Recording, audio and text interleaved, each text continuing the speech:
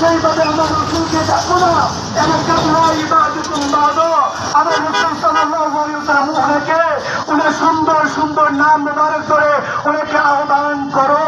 আল্লাহ তাআলা বলতেছেন আমার হাবিব সাল্লাল্লাহু আলাইহি ওয়াসাল্লাম তিনি দুনিয়ার কারো মতো নন। বলতেছেন আমার হাবিবকে নিজেদের মতো মনে করো না, মানুষের মতো ডাকো না। সেই নবীকে আমরা একজন একজন যেভাবে সম্বোধন করি সেইভাবে যদি বলা না যায় ওই রসুলের সামনে বিরুদ্ধে কথা বলা যাবে? ওই রসুলের সামনে পরীক্ষা করা যাবে? ওই রসুলকে গালি দেওয়া যাবে? আর যদি ওই রসুলকে কেউ গালি দেয় তাদের জবানগুলোকে আমরা কেটে দেবো। ঠিক এমন একটাই শাস্তি আমার আল্লাহ তাআলা কোরআনে ঘোষণা দিয়েছেন,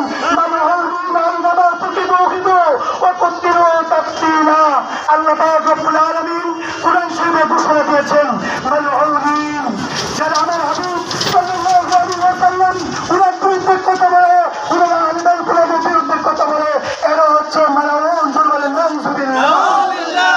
আইনামা তুকিবু উহুদুল্লাকুম বিল তাকবীরা।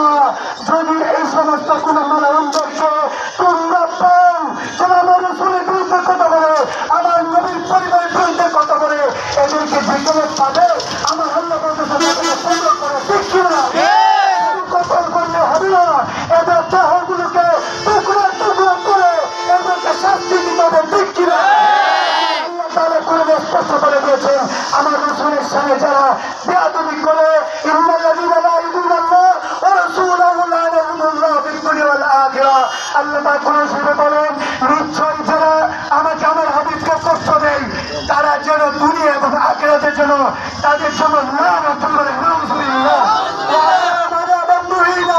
তাদের চিরস্থায়ী স্থান হচ্ছে এই জন্য ভাইরা আজকে দেখেন আমরা মুসলমান এখানে একত্রিত হয়েছি বিভিন্ন জায়গায় বিভিন্ন স্থানে পানির মধ্যে পবিত্র পানির মধ্যে মূর্তিগুলোকে ছেড়ে পানিগুলোকে দূষিত করতেছে। ঠিক কিনা?